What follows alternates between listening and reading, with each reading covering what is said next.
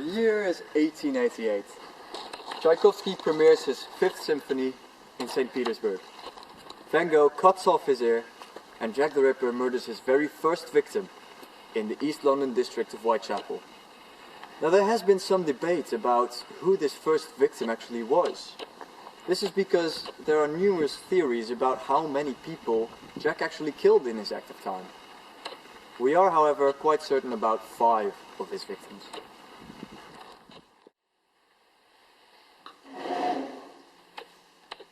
Nichols, Annie Chapman, Elizabeth Stride, Catherine Eddowes, and Mary Jane Kelly, all prostitutes who belong to the canonical 5.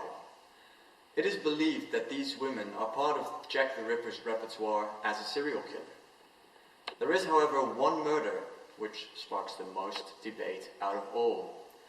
I'm talking about a prostitute in her late 30s by the name of Martha Tabram.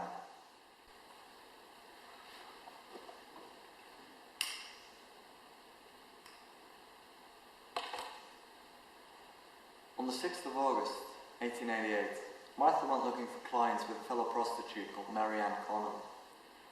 They met with 2 guardsmen, and together they went drinking in several pubs along Whitechapel Road. Prices were agreed upon, and the group split into 2. Now it's not known how or when exactly Martha was murdered, but when a waterslide labourer left his home the next morning to go down the stairs of the building he lived in, he was met with the horrible sight of Tabram's corpse.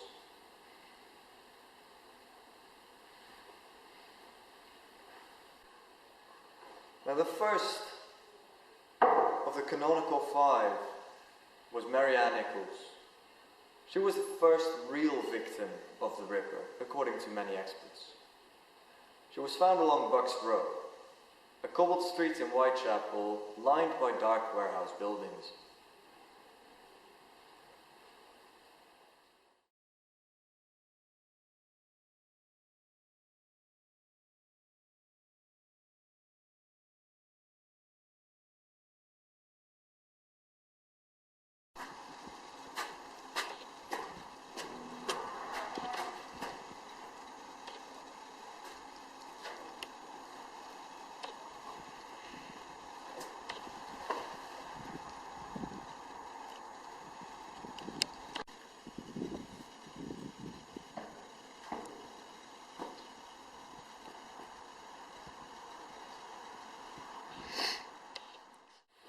Being the first of the canonical 5, Marianne was but a foreshadowing of what was about to come.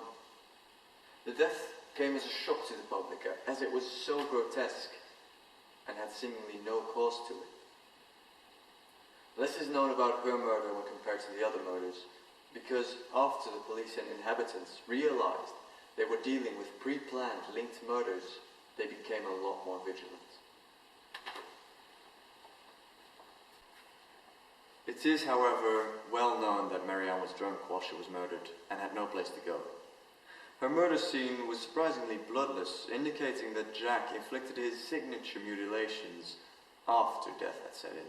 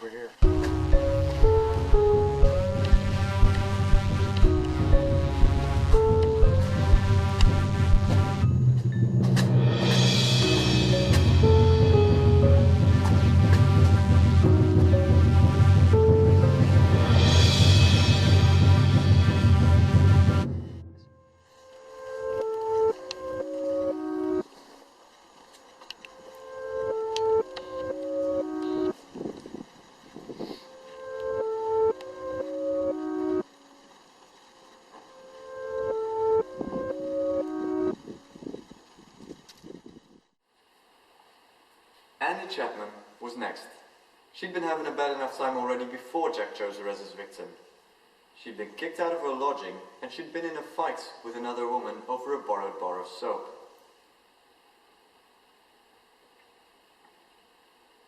Sometime later, Annie met with a friend of hers, and it was clear that she was doing even worse than before, having bruised an eye and her chest as a result of the aforementioned fights. And as if this wasn't bad enough, Annie had been feeling ill, and she had less and less energy to do anything at all.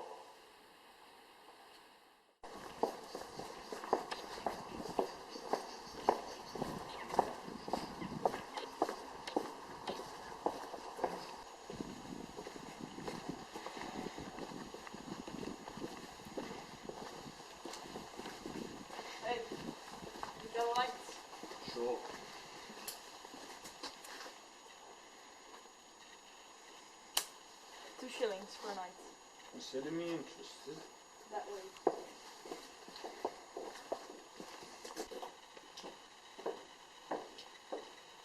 This is a good spot. Right. Let's do this.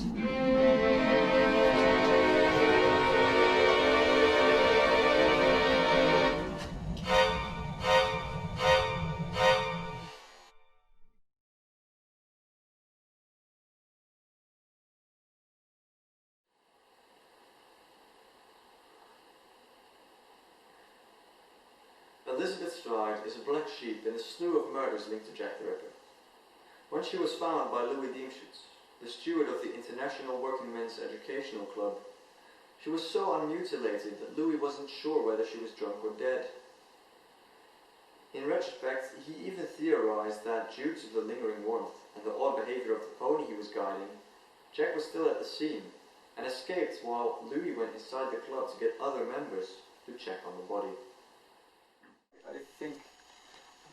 please, Gentlemen! There's a woman laying in the yard, but I cannot say whether she's drunk or dead. Okay, let's have a look. Let's have a look.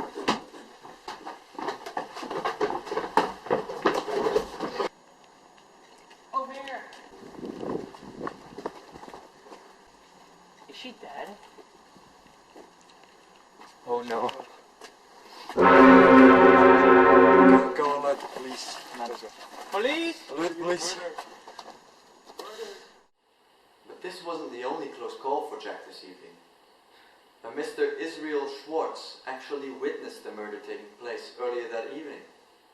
He was taking a walk when suddenly he came across a show of violence he first believed to be a case of domestic abuse. A man was beating a woman, while another man nearby was lighting his pipe. When the attacker noticed Schwartz, however, things took a turn for the worse. He spoke the word Lipsky, an insulting term towards Jews relating to Israel Lipsky, who was executed a year before for the murder on a woman. The smoking bystander started following Schwartz at an increasing pace, but eventually lost him.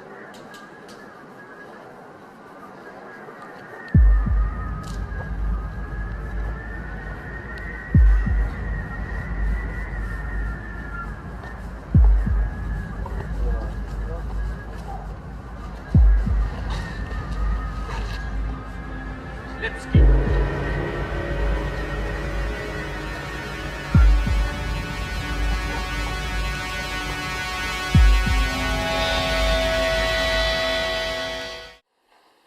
So Israel Schwartz went to the police station to report the occurrence, as well as the place of the attack and the description of the woman.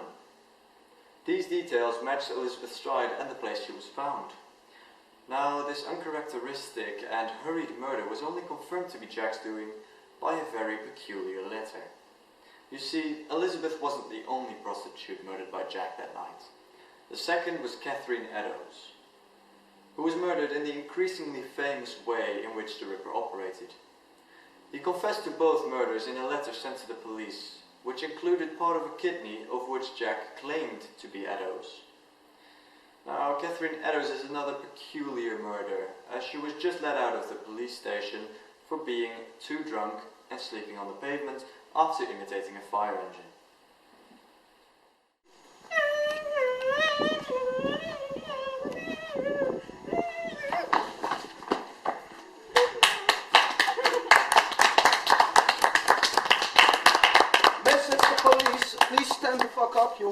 fucking drunk. You're going with me to the police station.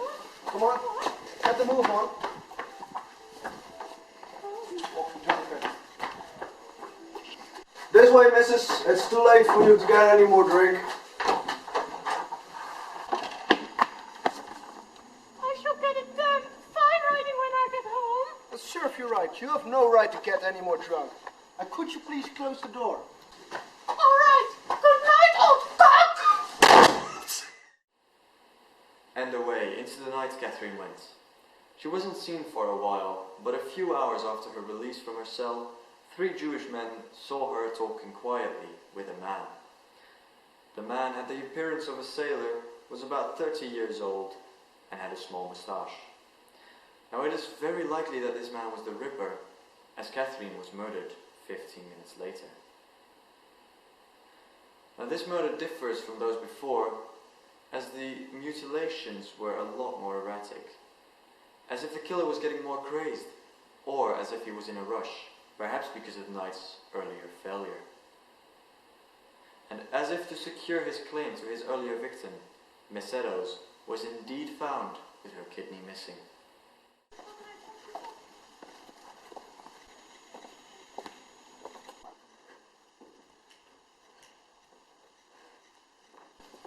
I don't like going home by myself when I see these sorts of characters around.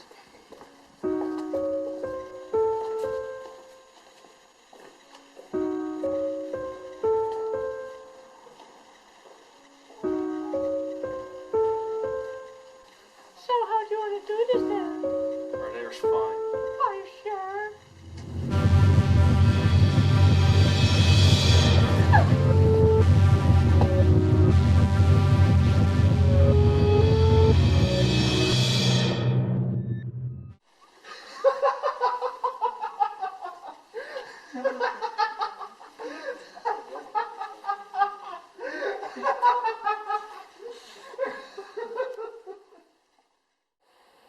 Mary Jane Kelly had been drinking on the night of her murder, and was a very jolly drunk.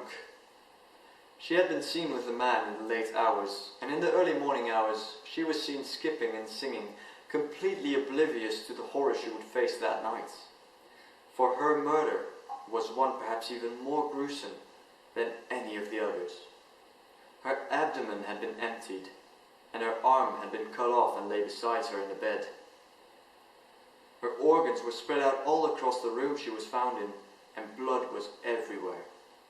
And as if this wasn't enough, the Ripper had taken out her heart and taken it with him, as if it were some perverse trophy.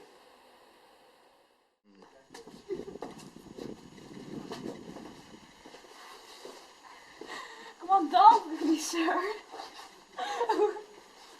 Oh, you look like you're having a good time. For 3 shillings, I can make you have an even better time, sir. Lead the way.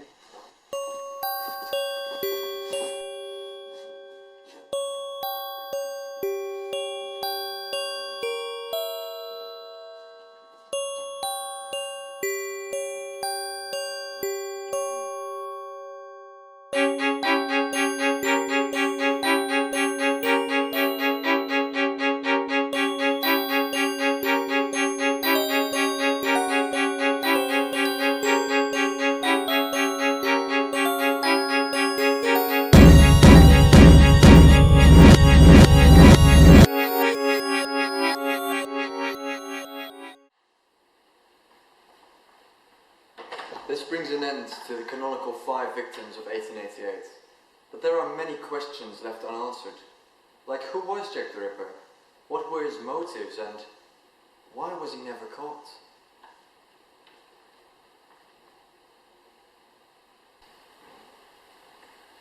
The police were very well trained and operated in a very strategic and effective manner.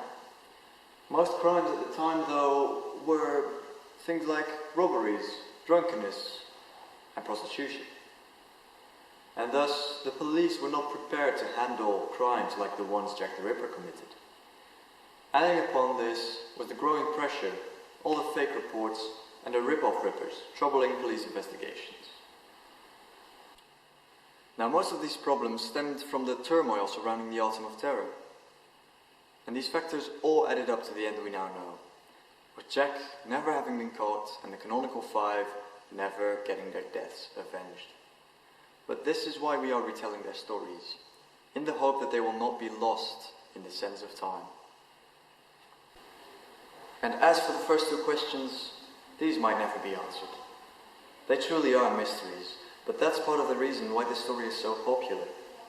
So let us all hope that the streets of Whitechapel will be safe for as long as they are inhabited, and that the stories of Marianne, Annie, Elizabeth, Catherine and Mary Jane will never be forgotten.